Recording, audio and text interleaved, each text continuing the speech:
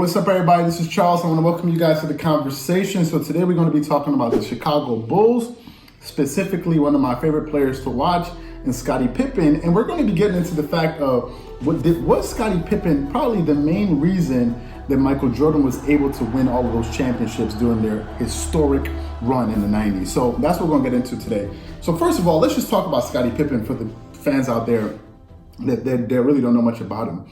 Scottie Pippen has made the all-defensive team 10 times. He's one of the top 50 greatest players of all times. He's won 6 NBA championships with the Chicago Bulls. He averaged about 16 points in his career, 7 rebounds, and 5 assists. And he had some years when he averaged more points than that. And one of the things, probably the main thing that Scottie Pippen was known for throughout his entire career was his ability to play defense. Scottie Pippen was so good as a defender that he could play defense all the way from the 1 all the way down to the 5 spot. Now, why is that? Let me just quickly tell you what type of teammate Michael Jordan had, and I'm gonna give you guys some context as to what MJ had to go through early on in his career and prior to not having Scottie Pippen, then when he got him, and what happened after the fact, after he got Scottie Pippen and he developed into a really great player, and what ended up happening for the Chicago Bulls in their championship lore. So Scottie Pippen, as I said, was really good on defense. He could play defense all the way up from the 1 to the 5 spot. And the 5 spot was situational, depending on the person that was playing center. Now, you can go out there and check out a lot of highlights where you see him playing defense on people like Chris Webber, Karl Malone, Charles Barkley. Now, Charles Barkley, those of you who don't know, Charles Barkley is one of the strongest players to ever play basketball. Yeah, he doesn't have all the muscles like Shaq, but muscles are not what makes you strong. And your strength is, how much weight can you lift, how strong are you, or when you can move people around on the court. Doesn't necessarily mean because you have the most muscles that makes you the strongest person. And he would play defense on people like that. Now, what made him so good was that he was really good at fronting the post, but he was very deceptive at it, because what he would do is, as he was playing defense on a player in the post, as they were trying to give the entry pass into the post, he would be behind the player, and right before the offensive player would lob the ball to whoever it is, he would now front the player, so he would make him feel like he was behind him and sort of pull the chair from under him. Now, pull the chair not in the sense that when you see a lot of players, they'll be behind the guy and they'll pull the chair and the guy will fall on his own. That's not what he was good at. He was good at making you feel him behind you, and then the minute they lob the ball, he would quickly jump around you and jump and grab the ball before you got it. Now, what allowed Scottie Pippen to do that? First of all, he was 6'8". He had a 7-foot wingspan. He was very athletic too as well, and he was very good at anticipating what play was about to transpire in the court, which came from, I believe, his feel of the game, his preparation as a defender, meaning knowing who he's going up against, the personnel, and just playing basketball for a long time. I guess it's something you develop innately. Now, it's not a skill that other players have, because you got to think about how many kids that play basketball, how many basketball players have come through the league over the years, and very few were able to play defense to the level that Scottie Pippen was able to. The next thing that made him so good as a defender was his ability to take charges, right? He had this ability where he can anticipate where the defender was going on the court, and he can be behind the play. He can get in front of the play, get to the spot, and take the charge. There are numerous videos of him doing this, and that's why he led the league in charges a lot of times. And he also was really good at playing the passing lane. So the passing lane was anticipating where the ball was going to go, and he would steal it either through deflections or just flat out stealing the ball. So that's why he led the league in steals, a number of times. And then the other thing that really made him good, we all know LeBron James for his historic, one of the things that made him really popular was his chase down blocks. Scottie Pippen was doing that in the 90s. He would be behind a play, and a defender would be, an offensive player would be going to the rim, and all of a sudden he would just drop down from the rafters and just block the ball.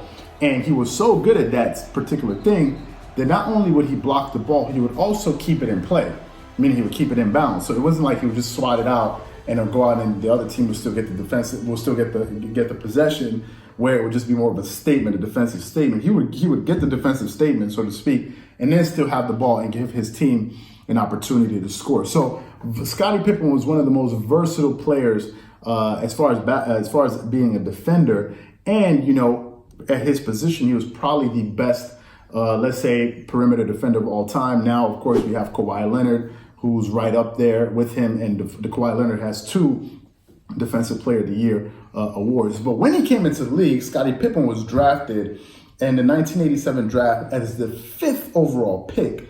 So he had to develop himself. He wasn't like a first-round pick that came out of the gates firing like Allen Iverson, who, those of you who don't know, I think his rookie season, he averaged 28 points a game, which is incredible for a rookie to come into the NBA and average 28 points a game. Now, let's give some context to what I'm saying when I say that Scottie Pippen was he the main reason that Michael Jordan was able to get all those titles. And let me just quickly say this. Michael Jordan is the greatest player of all time. I'm not saying this to diminish him in any way, shape, or form. That's not what I'm doing. What I'm trying to do is I was just looking at the old, sort of the history of the Chicago Bulls and that dynasty, and going in and looking at all of all of the different things that really led to them, becoming so successful. And they had so many players throughout the history. Dennis Rodman is in the news right now. We've never done a video on him, and he had an integral part with the second three-peat. Of course, you had the championship coach, the greatest coach of all time, the most winningest coach in the history of professional basketball, and Phil Jackson. So, there are many other things, but in this case, I just want to focus on the impact that Scottie Pippen had. So, as I said, Scottie Pippen was drafted in 1987, and Michael Jordan was drafted in 1984. So Michael Jordan, I believe, is 3 years older than Scottie Pippen. So he got into the league before him, and when he got in, he was by himself. Now, his first year, Michael Jordan averaged 28 points a game as a rookie, 6 rebounds and 6.5 rebounds, and I think it was 6 assists as a rookie. That's MJ. Then the next year, he averaged 22. His third year, MJ put up 37 points a game, which is just insane. Now, to put that in context, Daryl Morey of the Houston Rockets, who's the GM of the Houston Rockets, recently came out and made this statement. I don't know why the hell he said it. And a lot of people, some people seem to agree with his sentiment, saying that James Harden is the greatest scorer of all time. So how is he the greatest scorer of all time when he didn't average the most points in a season? Will Chamberlain averaged 50 points in the game in a season. It's funny, we say stuff like that and we don't even mention Will. Michael Jordan averaged 37 points a game, damn near 40 points a game in 1986, 1987 season, when they can hit you, they can knock you to the floor, they can put their forearm in your back when they're playing defense in a much more, physical league. So I say that MJ was in the league 3 of those years. Now, he would make the playoffs, but he wasn't really having any success because Michael Jordan individually was a sensational player, but he didn't have any help and he didn't have the right coach to implement the right system. Because remember, when Phil Jackson came in, he introduced the triangle offense with Tex Winter. So that was another aspect to the Bulls sort of run that really played a role, which we're not going to get into. So what happened when Scottie Pippen started to develop? Scottie Pippen came in 1987, as I said. His first season, he averaged 8 points a game. His second season, he got better and he averaged 14 points a game. By his third season, he was averaging 16 points a game, 7 rebounds, and 5 assists. Okay, and I believe that was when he became an all-star. Now look what happened the following season. In 1990-91, Scottie Pippen averaged 18 points a game, 7 rebounds a game, 6 assists, and 2.4 steals. That year, the Bulls won the championship. Now, Michael Jordan was a stellar player, but up until that, Michael Jordan didn't really have help, and Scottie Pippen hadn't developed into the player that he was going to be. When Scottie Pippen developed into who we know him as one of the top 50 greatest players of all time, that's when MJ started having success because now he had a true running mate. MJ never played alongside another all-star, and the moment he did, he never lost again. So the next season in 1991-92, he would average 21 points a game, 7 assists, and damn near 8 rebounds a game, again averaging 1.9, basically 2 steals a game. So his defense got up, his rebounds went up, and his scoring went up. The following season, he averaged 19 points, pretty much the same rebounds and assists, and the Bulls won again. Right? Then it was the year where Jordan took the sabbatical when he had to leave to go play, I believe it was baseball, for reasons we're not going to get into because we're not a gossip channel, gossip sports channel, so we're just going to leave that for the other channels to do that. We're just strictly focused on sports. So Jordan stepped away from the game for some time.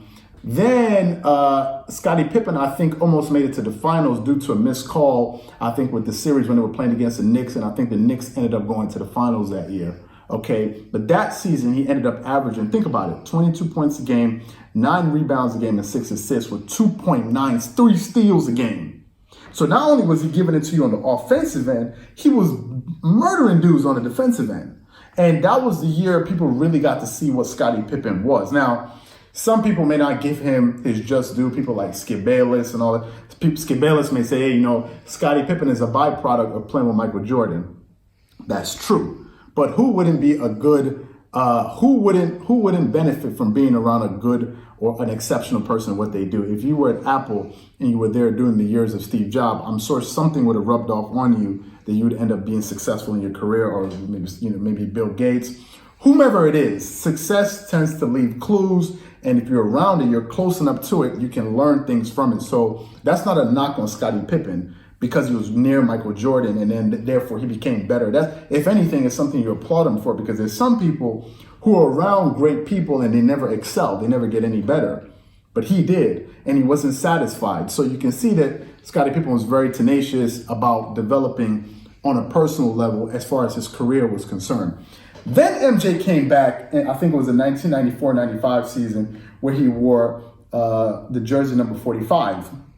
Okay. Came back, they played against the Orlando Magic in the playoffs, and I think they got kicked. They got the Orlando Magic, this was Shaq and Penny Hardaway, and they knocked them out of the playoffs, okay?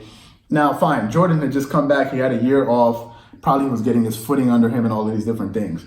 But as soon as Jordan came back to, you know, his regular form, they were right back at it again, and they ran off another 3 championships. So prior, the question I'm putting out there, and sort of the point of this video is, do you think that MJ would have been able to win those championships without Scottie Pippen? Now, we know for a fact that Scottie Pippen would not have been able to win a championship without Michael Jordan. We know that because ever since, I think they parted ways in 1998 to 1999, Scottie Pippen went off to Houston and he ended up in Portland. And nothing really happened much. He never won any other championships. But we can say the same thing about MJ. MJ didn't win any championships after the Bulls broke up. And I'm not saying that that's because of Scottie Pippen, because I'm sure Michael Jordan, if he played with a really stellar all-star, maybe he would have been able to do it. But what we do know is the fact that prior to him having Scottie Pippen as his running mate, he didn't win any championships. The moment he got him, he won 6 championships. Now, for me, I think that says something. Some people may say MJ was just great. He would have won with anybody.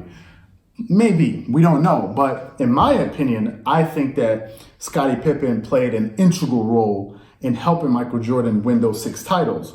Now, what I want to know from you guys is, do you think that Scottie Pippen played a pivotal role in that Bulls run and he deserves to be one of the top 50 greatest players of all time?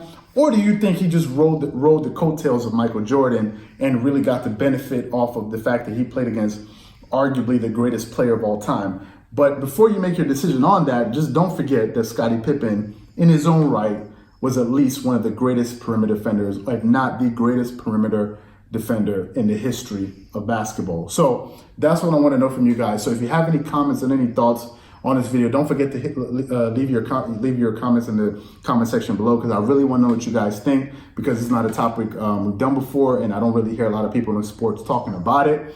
So I definitely want to know what you guys think. If you enjoyed the video, don't forget to hit the like button and subscribe to the channel. You can also hit the button right here to subscribe to the channel on the bottom of the screen. I hope you guys enjoyed it. Once again, this is Charles here from Dreamers Pro. Wish you guys a fantastic day. Peace.